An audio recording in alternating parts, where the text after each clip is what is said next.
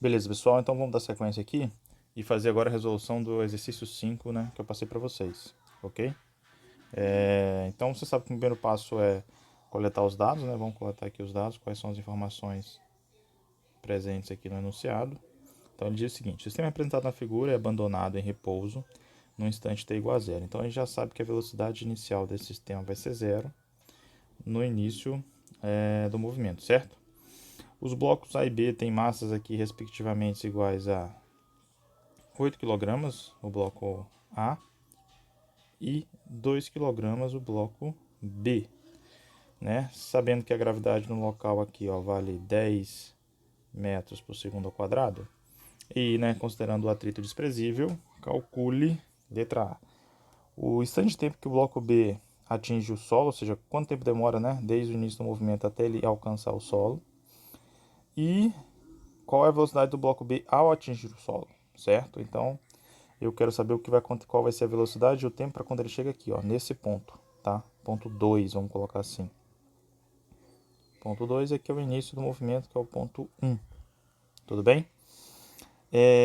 Para a gente determinar isso, né? Então, basicamente ele quer o instante de tempo final e a velocidade final. Vou colocar aqui um índice F, né, para enfatizar. Ou melhor, já que eu usei o subscrito 1 e 2 para denotar início e fim, né, início e término, ele quer o tempo T2 e a velocidade V2, né, a velocidade naquele instante de tempo, certo? A gente sabe da cinemática que para calcular esses parâmetros ali, a gente precisa de aceleração, certo? Então a gente vai ter que descobrir qual vai ser a aceleração com que esse bloco B cai, tá? Então, para descobrir a aceleração, a gente vai ter que aplicar aqui as leis de Newton para cada bloco, certo? Então, após a gente identificar aqui os dados do enunciado e descobrir o que ele quer, né, como resposta, agora a gente vai para o próximo passo, que é o quê? Identificar as forças que atuam em cada bloco. Então, no bloco A, eu vou ter aqui, ó, força-peso, aponta para baixo, planeta Terra puxa, todo mundo tem massa para o seu centro. Força normal, que aponta para cima, que é a força que a superfície faz sobre o bloco A, né? Tração T para a direita e acabou aqui no bloco A, certo? Se eu for no bloco B, eu vou ter o quê? Peso para baixo, né? A Terra puxando todo mundo para baixo e tração T para cima. Eu já estou adiantando aqui uma informação, ó. Perceba que eu já estou colocando esse T com essa mesma letra aqui, ó, tanto para tração no bloco A como para tração no bloco B. Por quê? Porque eu já estou adiantando a informação de que essas duas forças serão iguais em módulo, né? Por conta da terceira lei de Newton e por conta da polia ser ideal, tá ok? Então, ou a gente despreza a massa da polia, ou a gente considera que essa polia não gira, tudo bem? Então, essas são as condições para a gente tratar a polia como sendo ideal.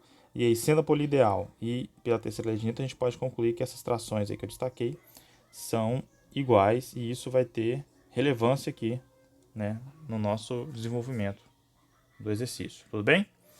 Ok.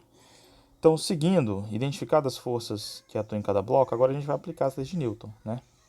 Esse bloco a gente vai separar a análise em eixo x e y, certo? A gente já sabe aqui que no eixo y a força peso ela vai cancelar com a força normal, né? Então a soma das duas forças aqui vai dar zero. Daí a gente conclui que a força normal é igual a força peso.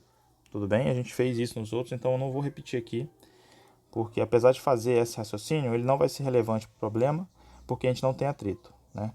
Determinar o valor da força normal passa a ser relevante a partir do momento que você tem atrito. Nesse contexto aqui, não é relevante essa análise. Então, o único eixo que vai interessar aqui para o nosso problema vai ser o eixo X, certo? Que a gente tem uma tração atuando ali. Então, vou colocar assim. Aplicando as leis de Newton,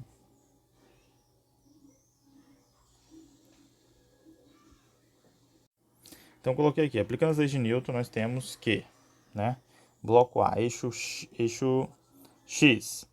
No eixo X a gente sabe que ele vai estar acelerado, então no eixo X vai valer aqui o quê? Que é a força resultante, né, a massa vezes a aceleração. Força resultante, lembra que é a soma de todas as forças, tá? nesse contexto que a gente apresentou, a força resultante vai ser só a tração, porque só tem a tração atuando no eixo X ali. Então, essa tração vai ser igual a massa de A vezes a sua aceleração. Tudo bem? É importante aqui também destacar, né, qual é o sentido da aceleração para cada objeto. No bloco A, ele está sendo puxado pela tração, então necessariamente a aceleração dele vai seguir esse mesmo caminho aqui apontando para a direita. Já o bloco B, ele vai estar descendo. Então ele tem uma aceleração aqui, ó, para baixo, tá? Isso é relevante por quê? Porque tanto a tração quanto a aceleração são vetores, ó, como está sendo indicado aqui pela equação, tá vendo essa setinha aqui, ó, em ambos, indica que eles são vetores, então a orientação dele determina o seu sinal, né, se é positivo ou negativo, ok? Então ambos aqui serão positivos, né, tanto tração como aceleração, porque ambos apontam para a direita, certo? No eixo Y, a gente pode verificar aqui no eixo Y que não há movimento no eixo Y, né? Então, se não há movimento é como se ele está em repouso no eixo Y, então a força resultante vai passar a ser zero, né? Como eu tenho aqui duas forças, basicamente eu só vou concluir, né, que a força normal vai ter que ser igual a peso de A. Então, a força normal vai ser igual a massa de A vezes a gravidade. Isso implica que minha força normal é igual a 80 newtons, tá? Estou fazendo aqui de novo só como rotina, né? Mas como já citado anteriormente, essa informação não vai ser útil para a gente, tudo bem? Então, dando sequência aqui, ó, tração eu não sei quanto que vale, massa de A eu sei aqui do problema que ela vale 8, né? E a aceleração eu não sei quanto que vale, é o que eu quero descobrir. Então, guarda esta equação, vou chamar ela de equação I, tudo bem? E agora a gente vai partir para analisar o bloco B, né? Então, o bloco B eu vou fazer aqui no cantinho, ó, bloco B. No bloco B, o único eixo de interesse, o único eixo que sobra, né, é o eixo Y, certo? Tenho aí tração e peso. Então, aqui, como ele está acelerado, necessariamente, né, a lei que eu vou usar é a segunda lei de Newton, né? Então, aqui vai ser força resultante é massa vezes aceleração. Então, minha força resultante, eu tenho duas forças, então minha força resultante vai ser a soma vetorial de duas forças. Para onde elas apontam vai indicar o seu sinal, né? Então, para cima, positivo, para baixo, negativo, certo? Isso vai ter que ser igual a massa do corpo, massa de B, vezes a sua aceleração. Como a aceleração dele aponta para baixo, então é menos, tudo bem? Então, daqui, tração é uma incógnita, peso de B é a massa de B vezes a gravidade. Esse menos eu vou colocar já aqui, ó. Aí eu já posso substituir alguns valores. Massa de B vale 2, gravidade vale 10. Então isso aqui vai dar 20. E aqui vai ficar menos 2A. Essa expressão aqui eu vou chamar ela de 2. E daí a gente verifica o seguinte. Combinando as equações 1 e 2, eu tenho um sistema aqui para se resolver, né? Um sistema com duas equações e duas incógnitas. A tração, como eu já tinha dito anteriormente, ela vai ser igual nos dois casos, por conta da polia ser ideal e por conta da terceira lei de Newton, certo?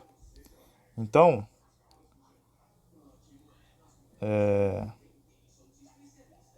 vamos colocar assim, né?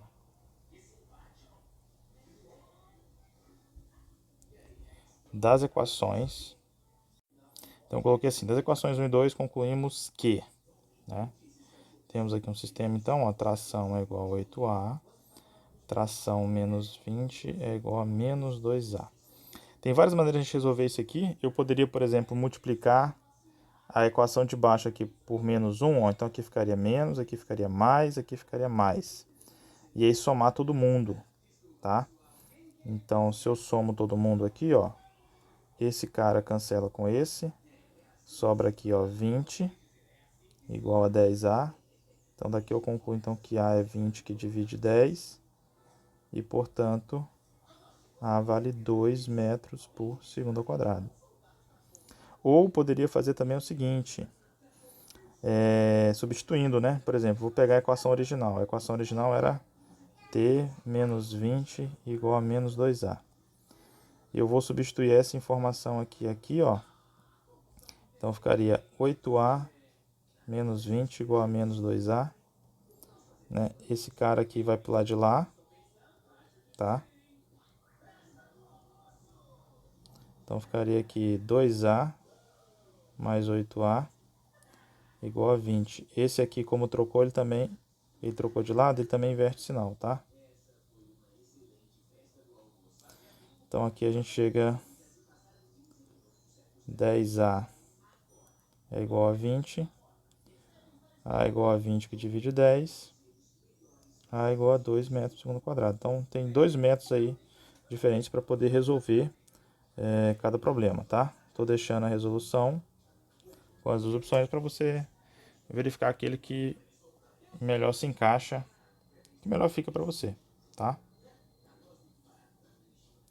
Então, achado a aceleração, lembra que o nosso problema, na verdade, a gente quer saber o quê? A gente quer saber o tempo que B demora para chegar lá no ponto 2 e a velocidade com que ele chega no ponto 2. O ponto 2 é o solo, como está representado aqui na figura, ó, tá bom? Então, para descobrir isso, a gente precisava de quê? Da aceleração. Então, determinada aceleração, agora a gente vai fazer uso de quê? A gente vai usar aquela relação, as equações da cinemática, tá? Então, aqui... Então, coloquei aqui, fazendo as equações da cinemática, verificamos que... Então, a primeira equação que eu posso usar aqui para poder descobrir pelo menos a velocidade poderia ser Torricelli, por exemplo, né? Então, se eu coloco aqui, ó, velocidade final ao quadrado é igual a velocidade inicial ao quadrado, mais 2 vezes a aceleração vezes um delta y, né? Aí, se você for lembrar, a velocidade inicial, no problema, ele fala aqui, ó, a velocidade inicial aqui, ó, aqui seria o correto V1, né, denotando início, é 0. A aceleração é 2, a gente achou lá. E aí falta o ΔY. ΔY é o quê? Seria essa distância aqui, ó. Esse cara aqui é o meu ΔY. Tá? Só que aí tem um detalhe. O que é o ΔY? ΔY, ó, é a altura final, y2, menos a altura inicial. Certo? Minha altura final é quando eu estiver no solo. Aqui vai ser meu zero. Então, meu y2 aqui é zero. Minha altura inicial é quando ele está no 9, ó. Então, meu ΔY aqui, ele vai ser menos 9 metros. Tá? Então, essa é uma primeira informação. Aí, eu vou jogar essa informação lá. Então, olha só. Aqui vai ficar, ó, V2 ao quadrado é igual a 0 ao quadrado, mais 2 vezes a aceleração, né? E aqui tem esse detalhe. A aceleração, eu achei ela aqui em módulo, tudo bem? Mas lembra que no bloco B, ela aponta para baixo, certo? Então aqui eu vou colocar negativo, tá? Então aqui seria menos 2. Por que não aparece esse menos automaticamente aqui, ó, nessa resolução, né? Por quê? Porque eu já coloquei esse menos aqui no início da equação, ó. Aqui, ó, quer ver? Aqui, ó, tá vendo? Eu já coloquei o menos aqui, beleza? Então quando eu já atribuo o menos ali, eu já estou atribuindo a orientação dele. Então, no fundo, a resposta que eu vou ter é o valor da aceleração em módulo, tá? Então, esse 2 que eu encontrei é a aceleração em módulo, tudo bem? E aí, agora, quando eu vou para a cinemática, né, vou ter que interpretar essa aceleração. O módulo é 2, como ele aponta para baixo, na cinemática a gente olha essa orientação. Então, ele é negativo. ΔY aqui vai ser negativo também, né, menos 9. E aí, eu vou ter essa continha para poder resolver. Então vai ficar 2 vezes 2 dá 2 vezes menos 2 dá menos 4. Menos 4 vezes menos 9 dá mais 36, certo? Então, isso vai me dar, você vai tirar a raiz quadrada disso aqui, isso vai dar aqui mais ou menos 6 metros por segundo. Como nesse contexto o bloco B está descendo, né? Se ele desce, se ele aponta para baixo é negativo, então a minha velocidade V2 aqui seria de menos 6 metros por segundo. Ok? Veja que os dois sinais eles são compatíveis para resolver o problema. Só que aí você tem que fazer o que? Interpretar ele. O bloco B está descendo, né? Então, nesse sentido, se ele está apontando para baixo, se ele está descendo, a velocidade é negativa. Ok? Então, eu encontrei a velocidade aqui via Torricelli. Falta encontrar quem? Falta encontrar o tempo. Quanto tempo ele demora para descer? Para encontrar o tempo, eu posso fazer uso dessa equação aqui, ó, a função horária da velocidade, né? Então, velocidade final é igual a velocidade inicial, mais aceleração vezes o tempo. Aí eu vou ter aqui, ó, V2, eu acabei de encontrar ali, é menos 6. V1 é 0, a aceleração é menos 2. Trocando a ordem aqui, ó, passa um para um lado e o outro para 1. Fica 2t igual a 6. T igual a 6 que divide 2. T igual a 3 segundos. Ok?